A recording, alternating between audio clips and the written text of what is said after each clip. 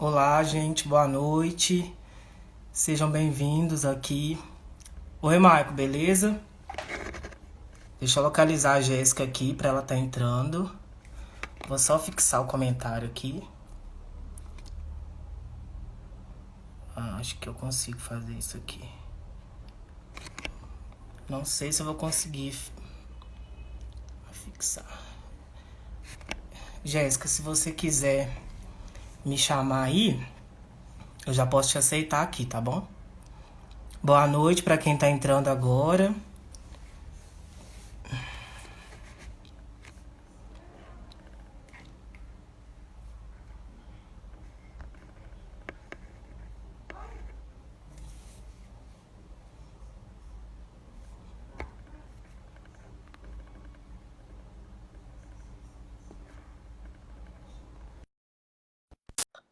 Eu chamei a Jéssica aqui, pessoal. Aí agora eu tô esperando ela aceitar. Oi, Lucas. Oi, tá me ouvindo? Tô. Boa noite. Boa noite. Deixa eu só me ajeitar aqui um pouco. Acho que o áudio tá bom, não tá, gente? Pra mim tá tranquilo. Tá tranquilo? A luz também tá boa.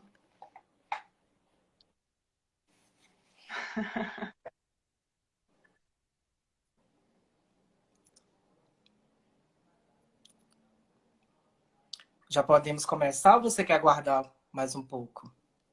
Não sei, eu sou seu convidado, você que decide. Eu acredito que já podemos dar uma introdução aí, né? Porque Uhum. para não ficar um pouco tarde. Bom, gente, hoje eu estou iniciando meu ciclo de lives aqui no Instagram. E ao longo desse mês, né, vão estar vindo vários profissionais aqui para falar de diversos temas, né, tanto da fonoaudiologia quanto da área da saúde. O meu intuito com essas lives é de promover qualidade de vida mesmo, sabe? Porque em tempos de pandemia eu acredito que trazer assuntos que sejam importantes para a gente vai ser muito bom, né? Então eu convidei a Jéssica para estar abrindo esse ciclo de lives mesmo. E ela vai estar abordando um pouquinho da atuação do fonoaudiólogo no âmbito hospitalar. Então, eu vou começar me apresentando, né? Eu acredito que muitos aqui já me conhecem, mas meu nome é Lucas, eu sou fonoaudiólogo, sou formado pelo Instituto Metodista Isabela Hendricks, me formei em dezembro do ano passado.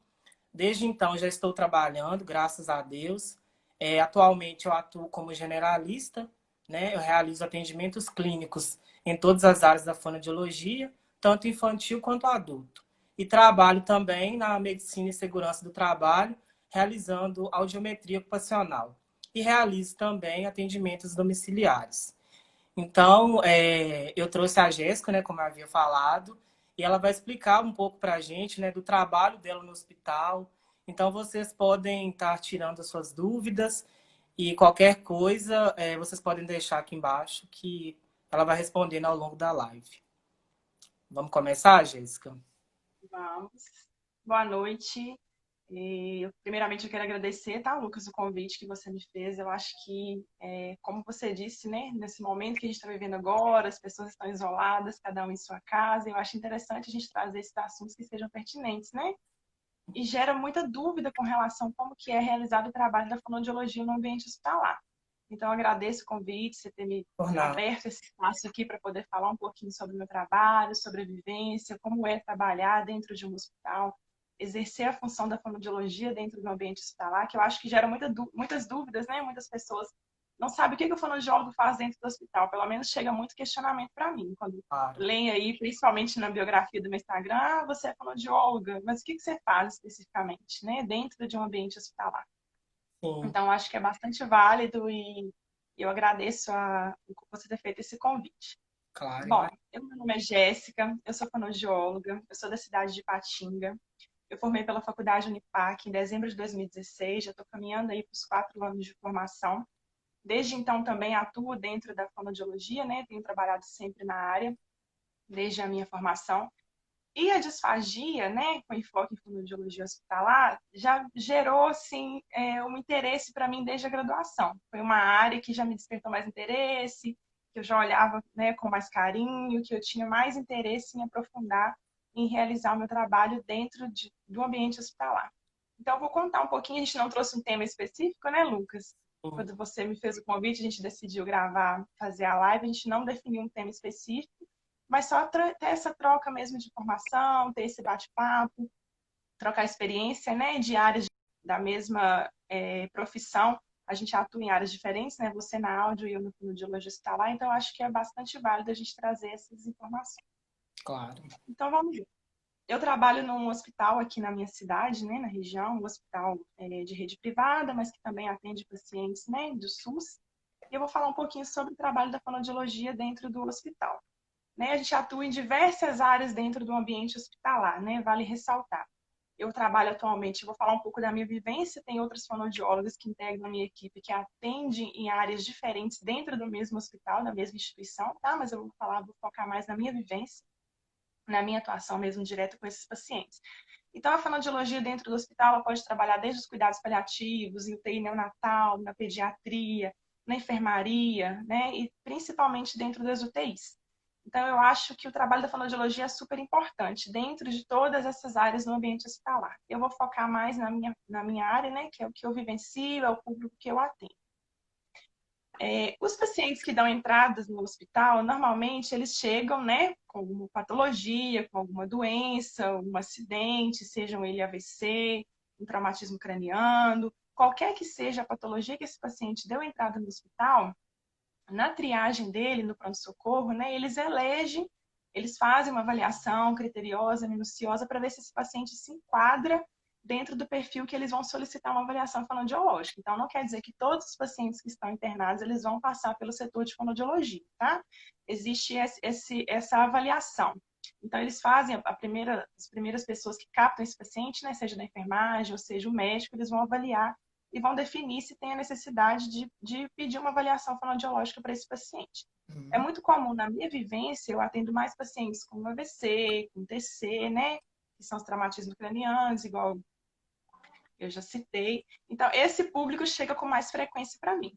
Dentro desses quadros que chegam, a gente vai a gente vai afunilando, né? Dentre as comorbidades que esse paciente apresenta, como que eu vou gerenciar esse atendimento com esse paciente, tá? Vamos supor, um paciente deu entrada, ele sofreu um AVC, né? Então, como que eu vou avaliar esse paciente? O AVC dele é isquêmico, é hemorrágico, né, ocasionou uma hemiplegia, em qual região? É direita, é esquerda? O que causou? Disartria, afasia, né, apraxia, dificuldades na linguagem.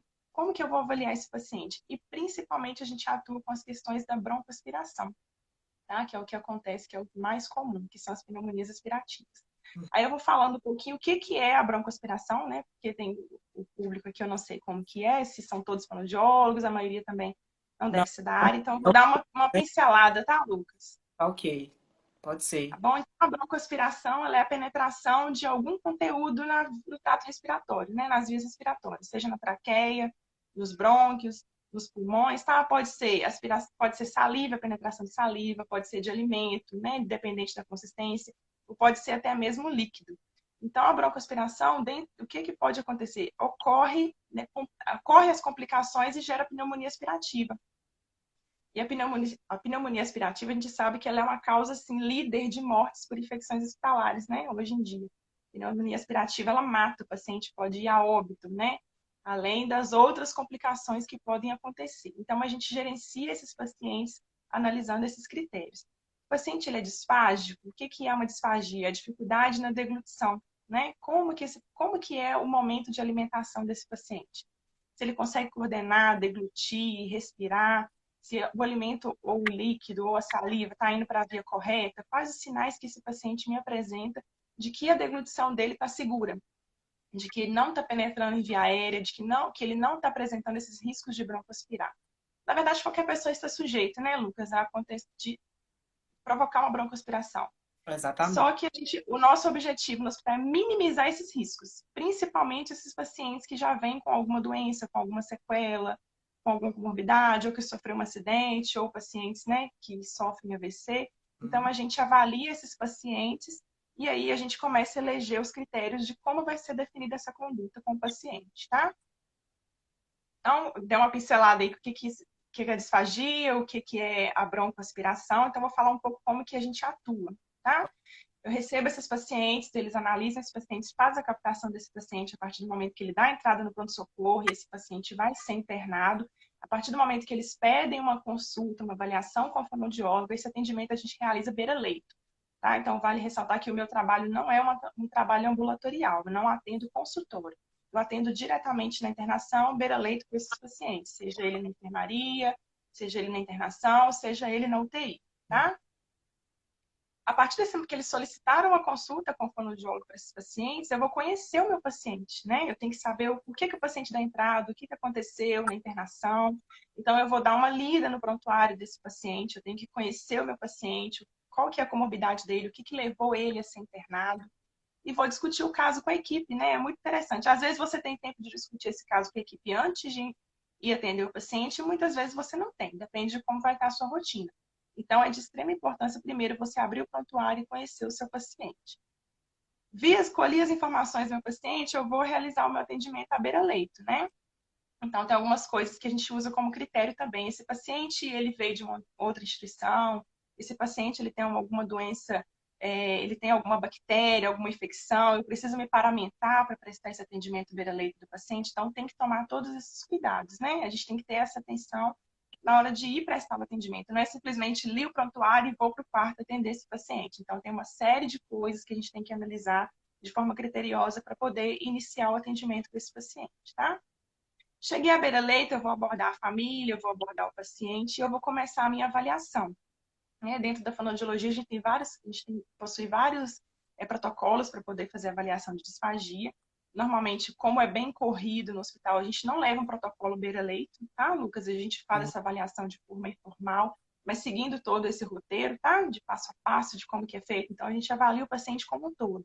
A gente vê ele de forma geral. A gente faz avaliação cognitiva, faz avaliação estrutural, vê se esse paciente tem nível de consciência, se ele está compreendendo aquilo que eu estou falando para ele, se ele consegue me responder, se ele consegue se localizar em tempo e espaço, tá? Faço essa avaliação informal, avaliação cognitiva, e aí eu direciono para a minha avaliação estrutural, que é da musculatura de ófas, né? Eu posso avaliar se o paciente, se ele fala, né? Dependendo se está com uma afasia, prejudicou a fala, se esse paciente vai me responder de forma verbal, ou se ele não vai compreender, ou vai compreender e vai me responder apenas de forma gestual. Tá? Então, a gente tem que ter esse critério para poder avaliar, não só chegar e avaliar a disfagia em si. Então, tem todo um contexto, a gente tem que avaliar o paciente como um todo. Avalio mobilidade, avalio as estruturas, né? Como que está a mobilidade de língua, vedamento labial, se tem escape extraoral, se esse paciente consegue pelo menos manter a saliva dentro da boca, engolir, se ele não está tendo escape né, da própria saliva. E aí eu parto para a minha ausculta cervical, né? Faço a ausculta antes da avaliação de deglutição, colho as informações com a família, como que era esse paciente antes, como que era a alimentação desse paciente antes, se ele comia em todas as consistências. Às vezes é um paciente que chegou no hospital para mim, mas ele já comia com a consistência pastosa, né? Então, para me traçar como que eu vou conduzir a minha avaliação e definir a minha conduta com esse paciente. Tá claro até aí? Acredito que Claro, sim, né? ótimo, muito bom. E aí, tem toda uma questão de posicionamento de paciente, iniciar a ausculta cervical, faço a ausculta do paciente deglutina saliva e avalio também com alimentação quando esse paciente me apresenta condição clínica para isso, tá? Porque nem todos os pacientes apresentam. Vai acontecer vezes, a gente chega no leito, o paciente está prostrado, o paciente está no estado de sonolência, ou às vezes até efeito mesmo de uma medicação. Tem medicação que os pacientes rebaixam, né? Ficam mais sonolentos, tem rebaixamento sensório, rebaixamento cognitivo. Então, às vezes, a minha avaliação funcional eu não vou conseguir realizar, nem a cognitiva, nem a estrutural. Depende do quadro clínico que o paciente me apresentar na hora que eu chego à beira-leito para poder intervir. Então, a maioria das vezes, a gente consegue realizar essa avaliação e outras, a gente colhe informações com a família, porque o paciente está em estado de sonolência e prostração e a gente apenas define condutas sem conseguir, de fato, fazer uma avaliação direta com esse paciente, tá? Tá Sim. surgindo umas perguntas aqui. E se você quer responder agora, quer falar mais um pouco? O que que você... Eu vou ir dando continuidade, a gente consegue responder depois, Pode Lucas, ou ser, não? pode ser, pode ser. Foi a Larissa que Tá, perguntou. Depois a gente responde, viu, Larissa? tá joia. E aí, ô Lucas, a gente avaliou esse paciente, consegui avaliar, o paciente me apresenta estado cognitivo, me apresenta um bom padrão respiratório, está em estado de alerta, compreende direitinho, às vezes ele não vai compreender, mas eu consigo fazer essa avaliação clínica, tá?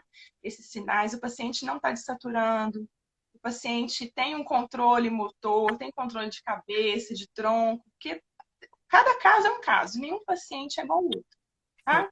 Daí eu consigo fazer essa avaliação com esse paciente. Tendo essas condições clínicas, eu consigo posicionar esse paciente e fazer uma oferta de dieta com ele. E aí eu vou definir qual a consistência que eu consigo avaliar. Porque às vezes é um paciente que está lúcido, orientado, um paciente que está responsivo, que está em estado de alerta, um paciente que está ótimo. Eu não preciso chegar nesse paciente e atender ele e avaliar com uma dieta pastosa. Né? Tem a dentição direitinho, vedamento labial, realiza a mastigação, né? Está articulando bem a fala. Então, não tem necessidade. Eu já consigo definir com qual consistência que eu vou avaliar esse paciente. Posso avaliar ele com líquido, com uma dieta mais sólida, e aí definir a conduta. Vale ressaltar também a importância sim. do trabalho multidisciplinar, porque ninguém trabalha sozinho, né? Principalmente no ambiente hospitalar. Então, a partir do momento que eu pego esse paciente para atender, que esse paciente chega na minha lista de consulta e eu vou prestar esse atendimento, eu tenho que ter a consciência que eu não trabalho sozinho e eu não consigo definir essa conduta sozinho. O que é pertinente à minha área, eu consigo definir, né? Eu consigo indicar qual consistência que é segura para esse paciente se alimentar, né? Se ele me apresenta riscos de broncoaspirar ou não. O que que eu vou definir de conduta? Se eu vou manter a dieta, se eu vou suspender a dieta, se eu vou indicar uma via de alimentação alternativa para esse paciente. Então, essa conduta, essa definição aí é papel do fonoaudiólogo, tá? Nós somos habilitados para isso. Deixa eu te fazer uma pergunta, Jéssica. Eu sou muito a favor do trabalho multidisciplinar. Então, assim, eu quero que você me fale como que é essa relação da fonoaudiologia no seu trabalho com essas outras áreas, né? Se acontece de forma harmoniosa, esse trabalho para dar mesmo uma qualidade de vida para o paciente no momento desse atendimento, como que funciona?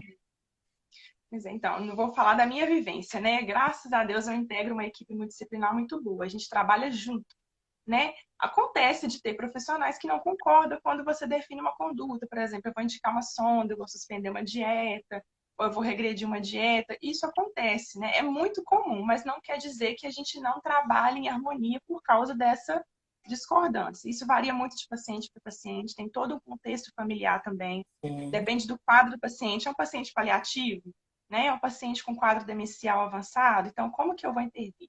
Por isso que é importante a gente ter esse trabalho multidisciplinar. Eu vou definir a consistência, mas eu preciso da ajuda das nutricionistas. Então, o meu trabalho está intimamente ligado com o trabalho da nutrição dentro do ambiente hospitalar. Às vezes um sim, paciente ele não me apresenta disfagia, Lucas. Às vezes é um paciente que está, ele não apresenta dificuldade nenhuma na deglutição, mas é um paciente que tem uma baixa aceitação, que ele precisa de um aporte calórico, né? Então ele precisa de uma via de alimentação alternativa para manter um aporte nutricional. Às vezes ele é disfágico, às vezes ele não é disfágico, mas ele sim, precisa de uma nutrição, de um aporte a mais. E aí a nutricionista que vai definir se é uma dieta interal, se é uma dieta parenteral, se vai apenas intervir com suplementação, né, se vai aumentar a meta energética desse paciente, o que, que ela vai acrescentar dentro do cardápio que vai contribuir para que ele melhore. Então, está intimamente ligado. No nosso trabalho também, quando a gente avalia o paciente, ele tem condições de alimentação por via oral e a gente quer retirar a sonda desse paciente, não somos nós que fazemos essa avaliação. sim. Né? Aí cabe ao nutricionista. A gente avalia se ele tem condição clínica e de forma segura alimentar de via oral e a gente deixa a critério da nutrição definir se esse paciente vai manter a via alternativa ou se vai retirar, tá? Então, o que é o nosso papel? É avaliar se esse paciente consegue se alimentar de forma segura, minimizar mesmo os riscos de broncoaspiração Sim. desse indivíduo. Uhum. Tá?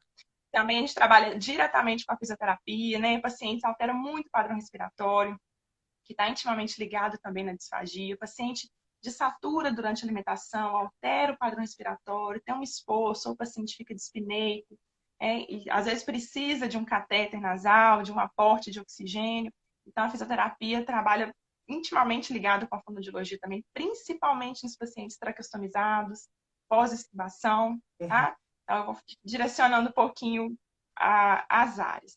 Diretamente também com a enfermagem, porque a gente define conduta, então a gente tem essa comunicação com a equipe, tá? Com os enfermeiros, com os técnicos de enfermagem, o que você orientou, se você vai precisar de uma atenção a mais com aquele paciente, então a gente tem que ter essa comunicação com a terapia ocupacional, se a gente precisa de um manejo desse paciente, de um posicionamento, como que ela vai organizar esse paciente, se precisa de adaptação de algum utensílio, né, ajudar no posicionamento, porque ele estando com um padrão bom, um padrão global bom, o motor global bom, a terapia ocupacional intervindo, vai melhorar na postura, na dentição desse paciente, na adaptação de um utensílio, seja ele um talher, né, dentro da área da TO. Então, a gente trabalha junto, a gente realiza atendimento em conjunto com a terapia ocupacional também. Eu acho super importante ressaltar o trabalho das meninas ali.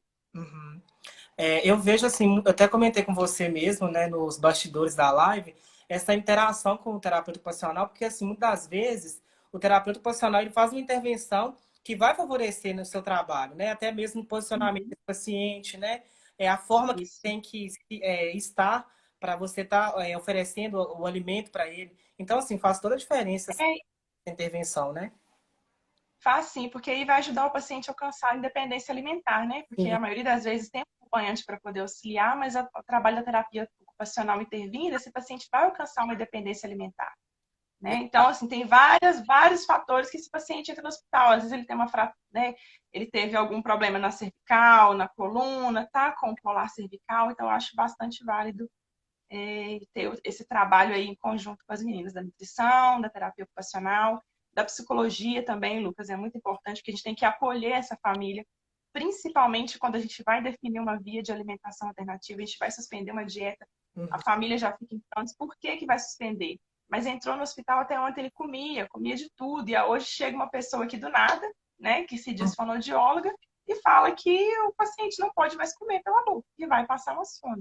Sim. Então tem todo esse trabalho. E aí entra o trabalho da psicologia, né, de aceitação da família mesmo, aceitação do paciente quando ele tem esse nível de compreensão. Então a gente avalia, apresenta os riscos para esse paciente e para essa família, que eu acho que é muito importante ressaltar também, porque às vezes você vai definir uma conduta, mas por que você está definindo isso? Mas por que você vai suspender essa dieta? Né? Então é importante a gente ressaltar o porquê, você explicar e apresentar para a família, deixar a família ciente. Outra coisa também é a família, você tem que ter certeza que a família entendeu qual que é a sua conduta, entendeu aquelas orientações. Porque às vezes entra aqui e sai aqui. Olha, entrou uma moça aqui no quarto, falou que vai passar uma sonda que a pessoa não pode comer e a família não entendeu nada. E eles ficam meio perdidos, né? No meio a tantas informações e tantas mudanças. O paciente, desde a hora que ele entra no hospital até o momento que ele é internado, e dentro desse período de internação dele, ele oscila muito. Então, ele pode entrar bom e sair ruim, ou ele pode entrar muito ruim e melhorar e evoluir esse quadro aí ao longo da internação. Sim. Então, quando a gente indica uma via de alimentação, seja ela sonda interal, seja uma gastrostomia, que é uma coisa mais definitiva, né? Esse paciente, esse quadro dele pode mudar dentro desse período dele de internação. Ou às vezes o paciente vai receber alta com esse dispositivo, com essa via alternativa, e ele vai fazer uma reabilitação, seja ela ambulatorial, seja ela a nível domiciliar, para poder reabilitar e esse paciente poder ter o retorno com segurança de alimentação por via oral. Exatamente. Porque, assim, o objetivo mesmo do trabalho em si é devolver essa condição para o paciente, né? Que ele possa vir alimentar pela boca, né? Então, assim... Porque é uma forma mais prazerosa, né, Lucas? Exatamente. Com E certeza. aí tem o trabalho das meninas também que realizam atuação de forma paliativa, né? Que às vezes o paciente ele não tem mesmo condições de alimentar por via oral.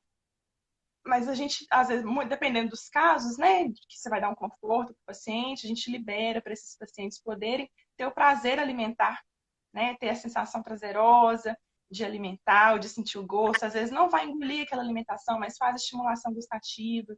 É para não perder mesmo a capacidade de sentir, né, não perder o olfato, o paladar, sentir o gosto, a textura, a temperatura, a consistência do alimento. Então, assim, é uma área.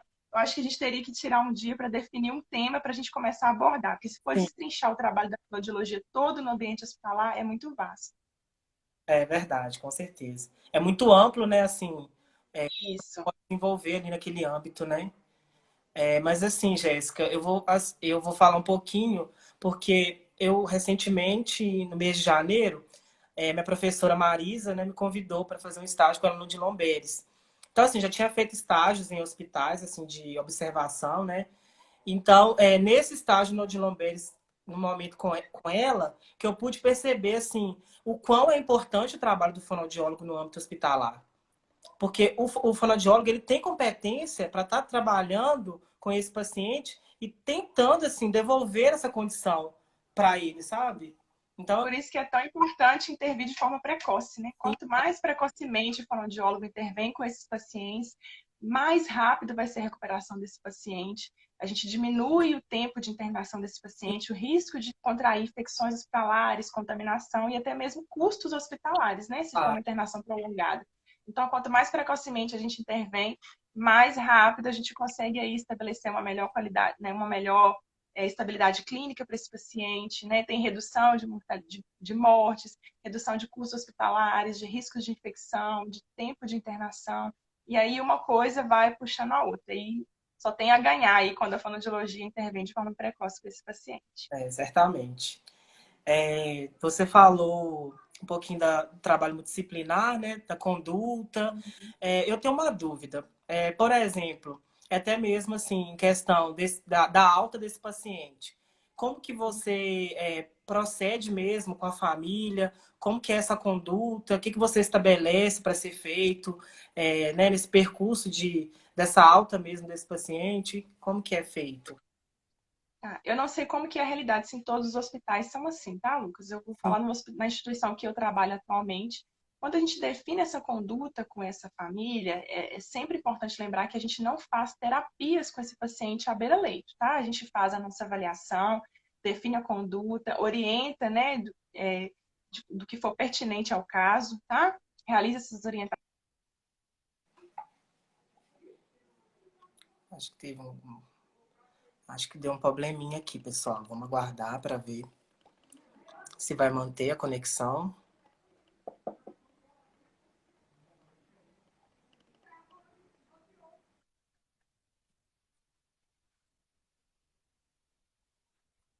Que você definiu. Esse paciente vai para casa com via oral? Qual consistência que é segura para esse paciente se alimentar em casa depois da alta, né?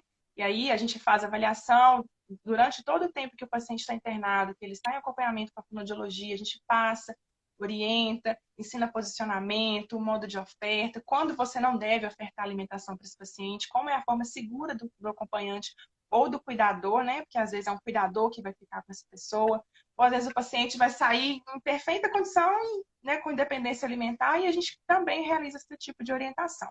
Sim, Aí, esse paciente pode ser que ele vai receber alta, ele vai precisar de um acompanhamento. Se vamos supor um paciente que está com sonda, mas às vezes ele vai melhorar o quadro clínico, ele tem condições em algum momento, né, da vida dele ter o retorno por via oral.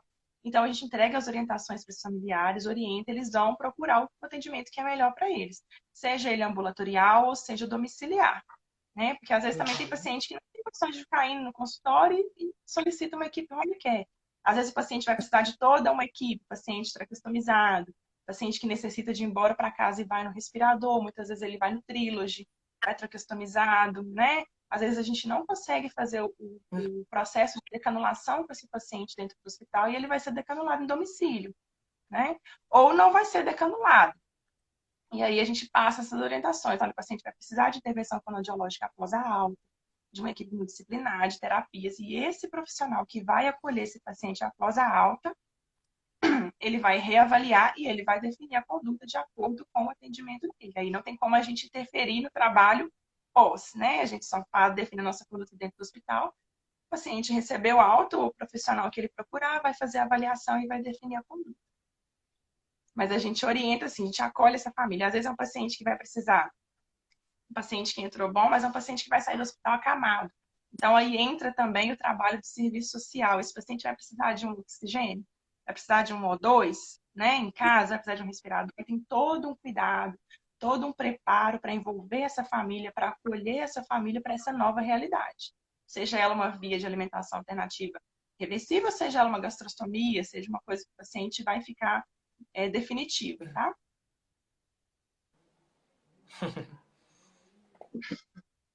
Mais alguma pergunta? Eu vi que tinha algumas perguntas aí, Lucas. Você consegue Consigo. voltar para Eu responder? vou Como está no seu? Deixa eu ver se eu consigo aqui.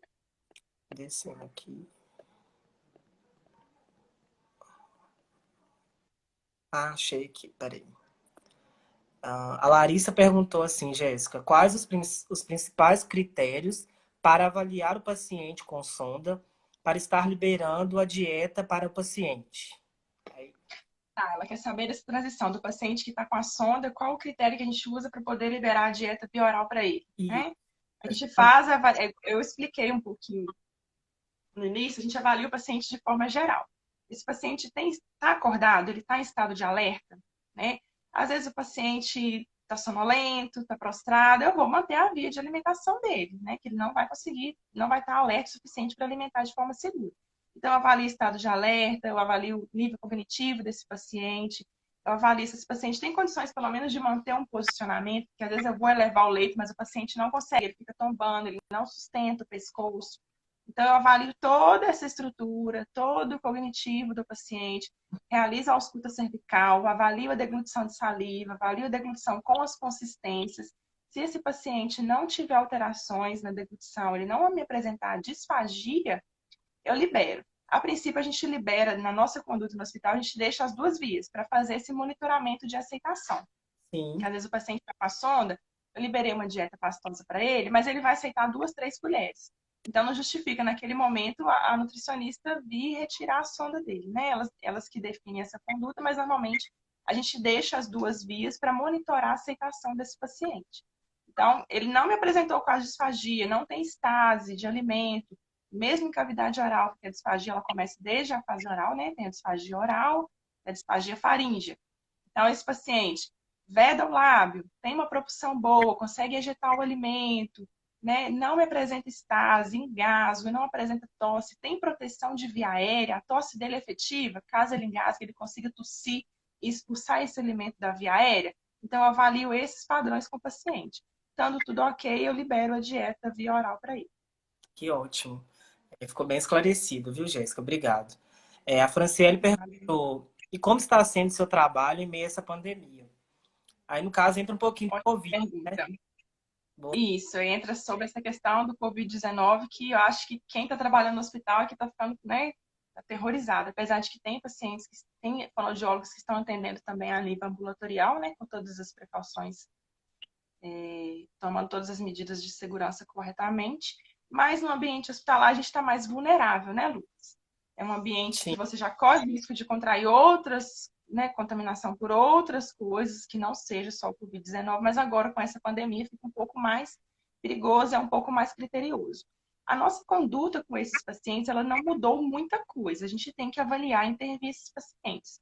Mas o que é o CES? Nós adaptamos o protocolo, né, de acordo com a Organização Mundial da Saúde, dentro dos protocolos institucionais, pegamos também orientações na AMIB e no nosso Conselho de Fonoaudiologia, para a gente ter esse respaldo e prestar atendimento beira-leito a esse paciente. Então, a gente, olhando o prontuário desse paciente, discutindo o caso com a equipe, tem que ver a real necessidade de entrar num leito de isolamento de Covid-19 para poder fazer essa intervenção diretamente com o paciente, tá? A gente sabe que esse vírus ele afeta diretamente a parte respiratória, então o paciente vai ter uma alteração no quadro respiratório. Pacientes que evoluem para o quadro mais grave, eles vão necessitar de uma ventilação mecânica, né? Eles vão ser entubados. sim. A gente está tendo muito contato com os pacientes nos andares, na UTI também, mas os pacientes que estão entubados a gente não tem como intervir. Ele está entubado, ele está ensedado, né? Apesar dele apresentar o risco de broncoaspiração, ele não elege critério para uma intervenção fonoaudiológica enquanto ele estiver entubado e sedado. Então, eu vou falar dos pacientes que não estão nesses casos, tá? Tá.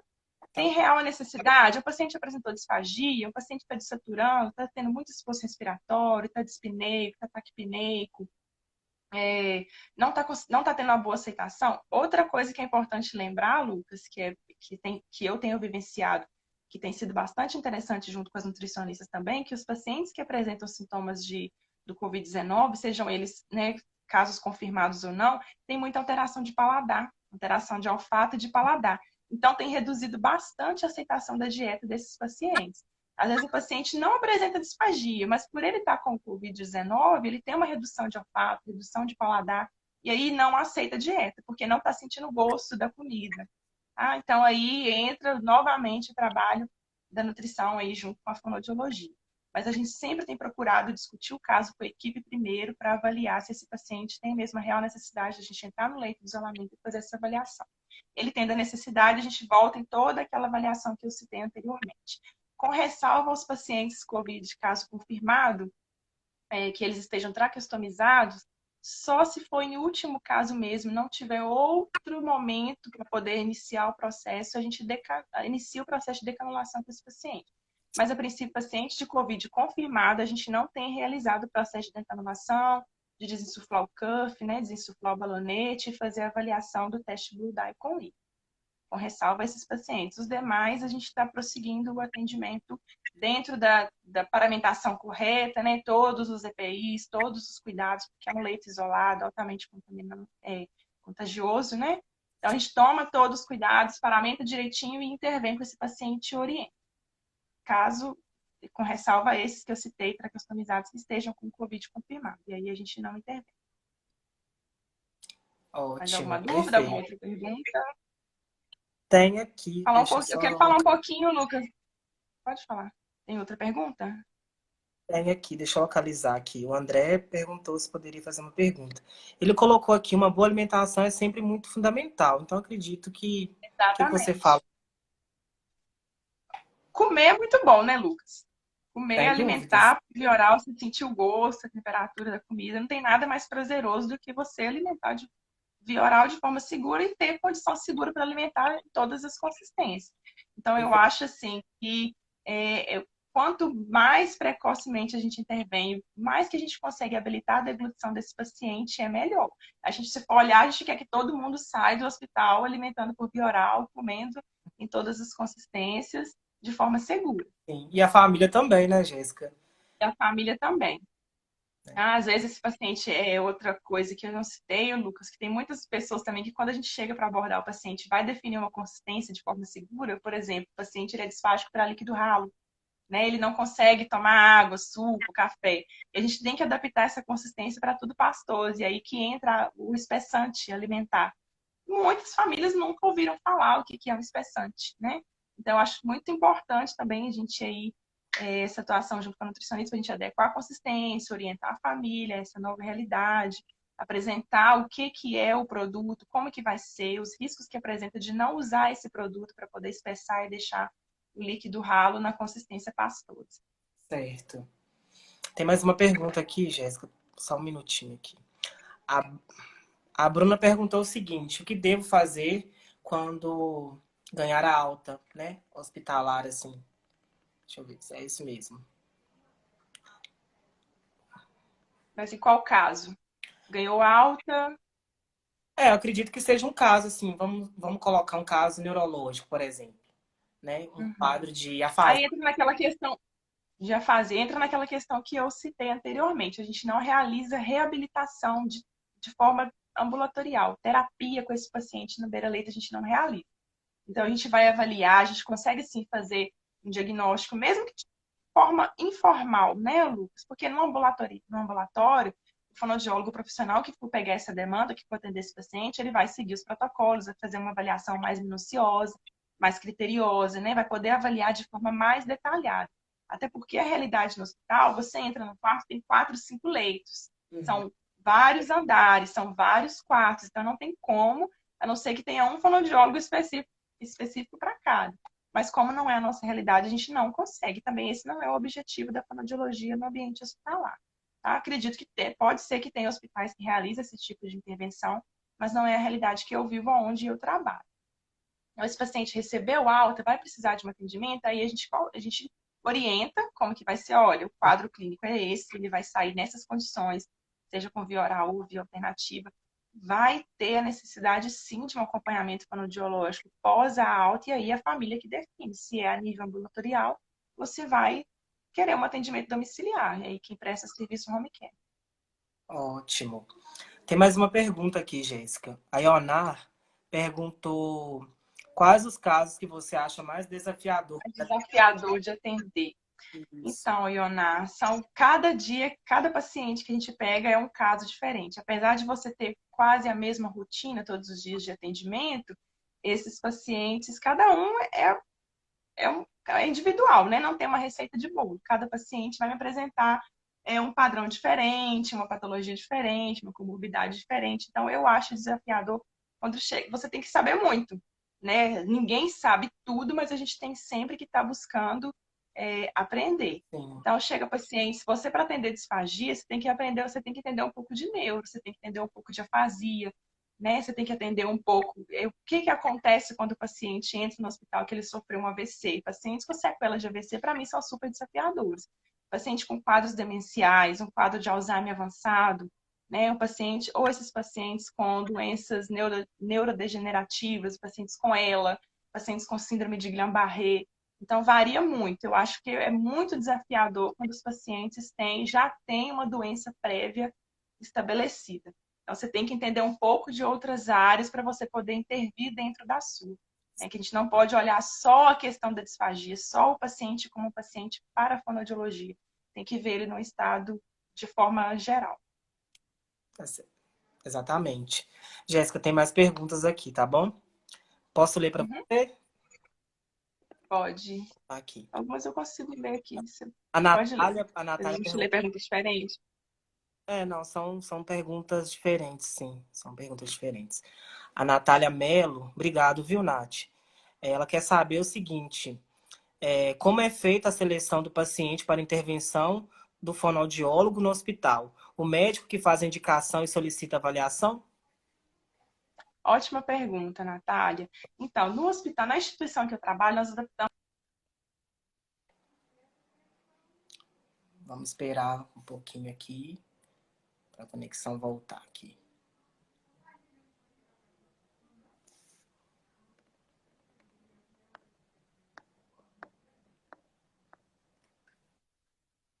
Né, um protocolo de broncoaspiração, e dentro desse protocolo eles vão preencher os critérios que esse paciente pontua, que ele seja elegível para o atendimento fonoaudiológico. O paciente chegou no hospital, ele sofreu uma AVC, ele pontua. Ele está apresentando vômito, ele pontua. Ele está em quadro de prostração, ele pontua para o atendimento da fonoaudiologia. Né? Está com agitação psicomotora, rebaixamento sensório. Então, tem toda uma questão. Está apresentando vômito, né? Chegou com queixas disfágicas, alteração no padrão respiratório, estado de sonolência. Então, a partir do momento que esse paciente deu entrada, a equipe que vai captar esse paciente, ele já tem o protocolo, já é obrigatório na triagem desse paciente, tá? O paciente deu entrada, é aplicado o protocolo de broncoaspiração. Ele encaixa dentro dos perfis para atendimento fonoaudiológico, elas vão pontuar. Dentro daquela pontuação vai ser solicitada uma avaliação do fonoaudiólogo, tá? O enfermeiro pode solicitar, né, onde eu trabalho, e também o médico solicita essa avaliação. Mas a maioria das vezes a enfermagem mesmo está ali triando, que está recebendo aquele paciente ali no pronto-socorro, no primeiro momento, já aplica o protocolo, vê se o paciente se enquadra e já solicita uma avaliação com o fonoaudiólogo. E aí a gente dá continuidade. Esse paciente ele entrou no pronto-socorro, ele vai ser internado. A partir do momento que ele internou, a gente já começa a intervir onde quer que ele esteja, seja na internação ou seja na UTI. Mais alguma? Ótimo, Você quer Jéssica. ler? Obrigado. A Franciele quer saber quais os principais desafios para uma avaliação beira-leito. Os principais desafios são vários. O primeiro desafio da família, de aceitar a sua conduta, você avalia esse paciente, né? Eu acho que toda a outra avaliação eu citei.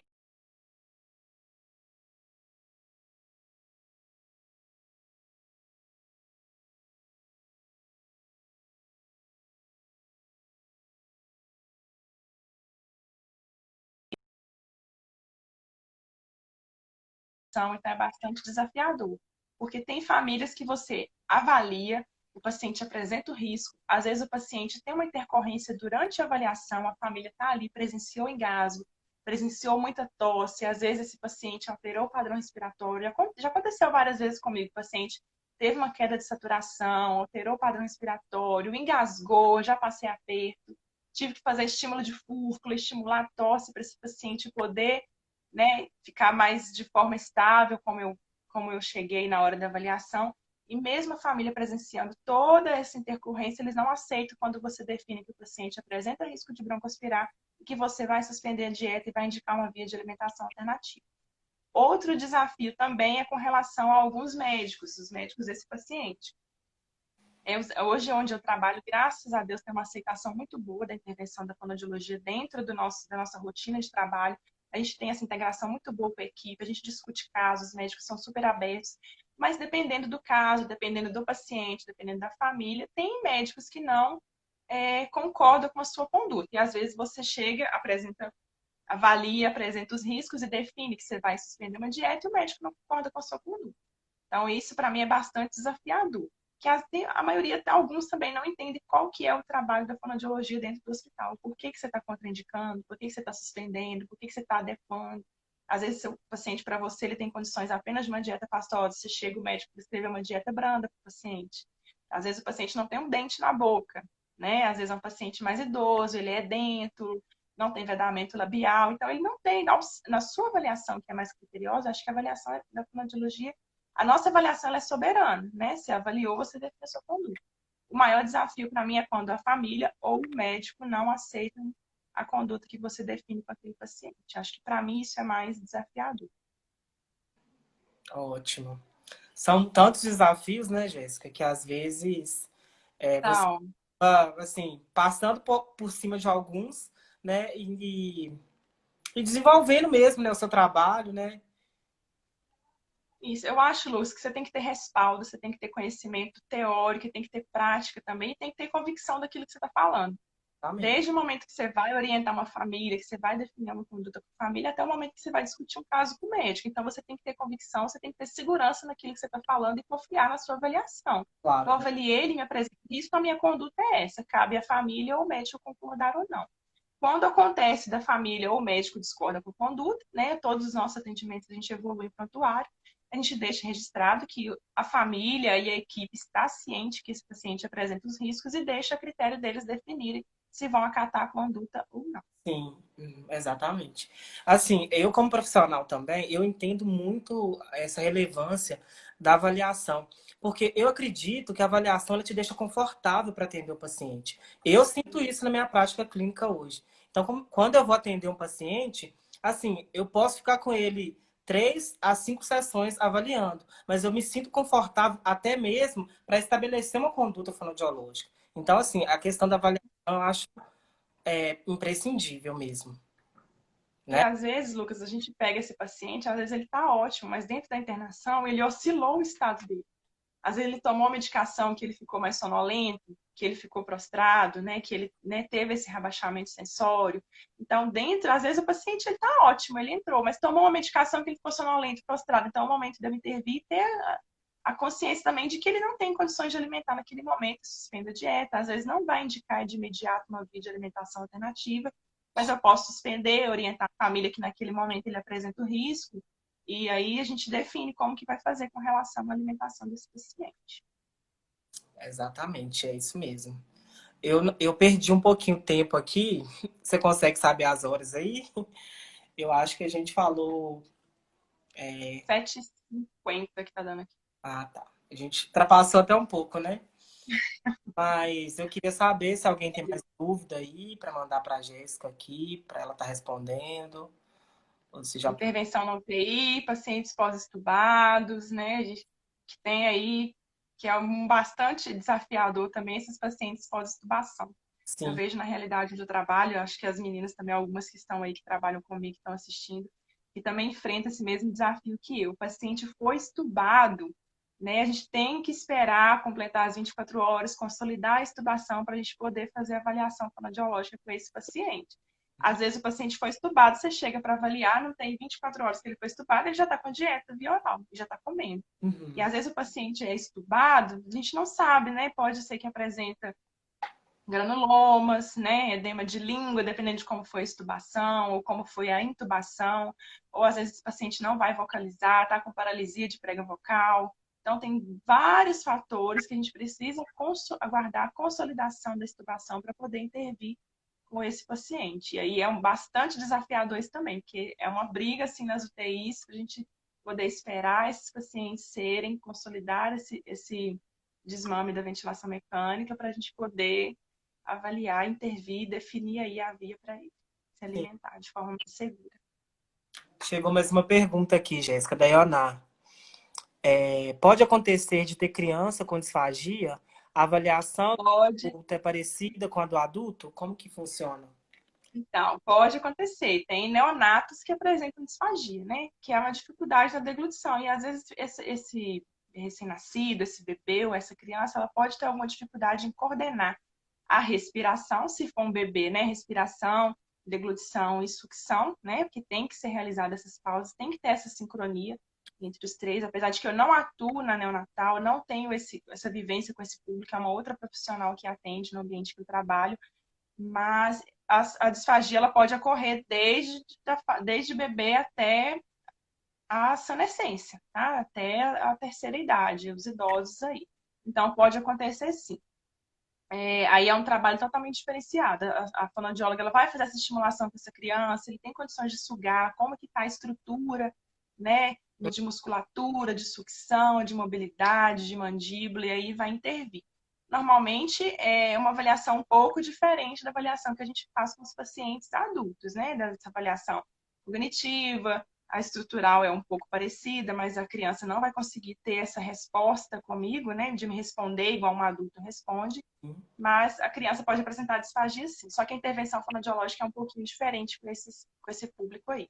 Se for uma criança um pouco maior, 5, 6 anos, está comendo, alimentando, já está trocando as consistências, está trocando dentição, apresentou engasgo, apresentou disfagia, a gente consegue fazer uma avaliação similar com a avaliação que a gente realiza com os adultos. Mas quando é neonato, é recém-nascido, são os bebezinhos aí menores de 3, 2 anos, a conduta é diferente, a avaliação é um pouco diferente. Uhum, entendi. Jéssica, a Ramaine falou assim que é uma das áreas mais lindas da fonoaudiologia. Eu sou suspeita, tá? Tá, tá. Eu amo. É a área que eu mais gosto. Eu tenho vivência em outras áreas também, já realizei atendimento ambulatorial, já trabalhei em clínica, trabalhei com linguagem, voz, MO, então já peguei um público bem diversificado, saúde pública, Inácio, mas a fonoaudiologia hospitalar, disfagia, é a área que eu também mais gosto. Ganhou, né? Me ganhou, desde a graduação já me ganhou. Exatamente. Mas assim, eu falo que a gente, quando está estudando, você acaba aprendendo de tudo, mas sempre tem uma área que você tem mais afinidade, né? Vai ter mais afinidade, Então é verdade. a Então, Franci... sou eu vivo um casamento sério com a fonoaudiologia hospitalar.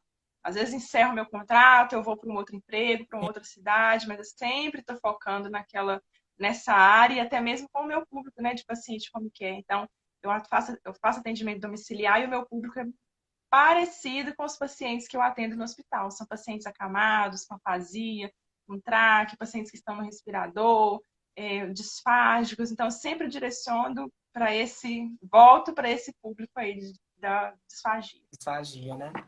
Deixa eu ler mais uns comentários aqui. A Franciele gostaria de agradecer. É muito bom ouvir sobre a realidade dos serviços e saber a função do fonoaudiólogo dentro do hospital. E principalmente a importância do nosso trabalho na vida do próximo. Certamente, né?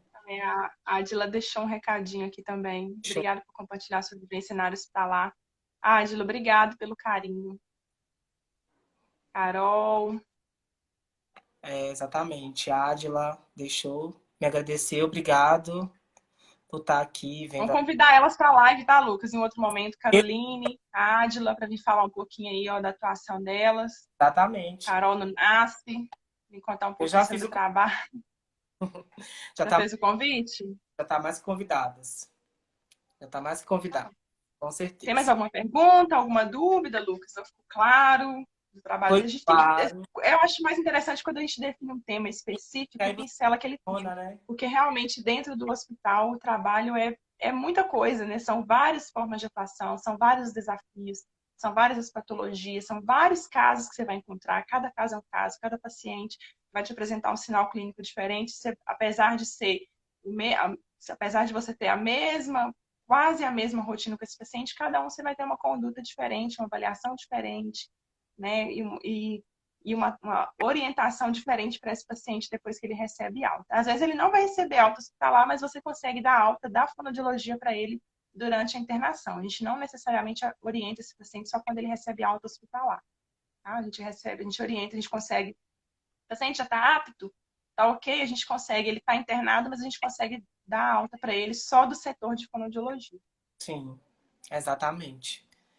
E é assim, é muito gratificante, né, Jéssica? Poder fazer trabalho, Eu gosto muito. né? É muito gratificante. A gente vai ter um outro momento, né, Lucas? Sim, certamente. Como eu te falei, Agradecer.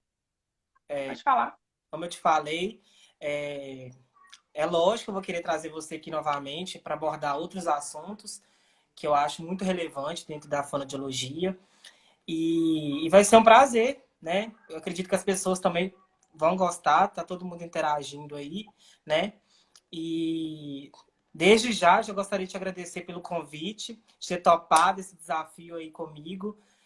Quando eu decidi, né, sentar e criar esse ciclo de lives, você era a primeira pessoa que estava ali, né? Ai, obrigada.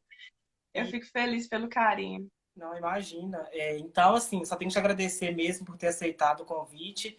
Eu vejo, assim, o quão você é eficiente no que você faz, tá? Então, assim, continue assim, levando bons resultados, né, para os nossos pacientes.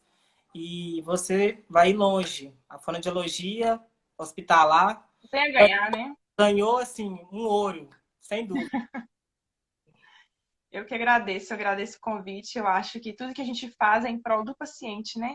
Sim, Você trabalhar de forma ética, de forma competente, de ser interessado e buscar conhecer mais. Eu acho que o paciente tem a ganhar isso. E o trabalho da fonoaudiologia tem a ganhar também. Não só a gente, quanto profissional e com realização profissional. Eu acho que o paciente, a família, a instituição, todo mundo tem a ganhar quando você realiza um trabalho bem feito, com conduta bem feita, de forma ética, né, com os respaldos técnicos, né, teóricos e práticos. Eu acho que todo mundo só tem a ganhar com isso. Eu agradeço o convite novamente. Eu espero ter esclarecido, né? Apesar de que assim a gente pincelou um pouquinho de cada coisa, sim, né? Mas eu espero ter contribuído, tirado algumas dúvidas, esclarecido, porque muita gente tem dúvida como que é o trabalho do fonoaudiólogo dentro do hospital, com relação à intervenção, se é terapêutico, se é só uma avaliação e definição de conduta. Espero ter contribuído aí e deixo em aberto. Qualquer coisa estou à disposição. Tenho meu Instagram pessoal, meu Instagram profissional. Qualquer coisa pode me mandar direct e solicitar o WhatsApp, que eu estou aí para esclarecer as dúvidas.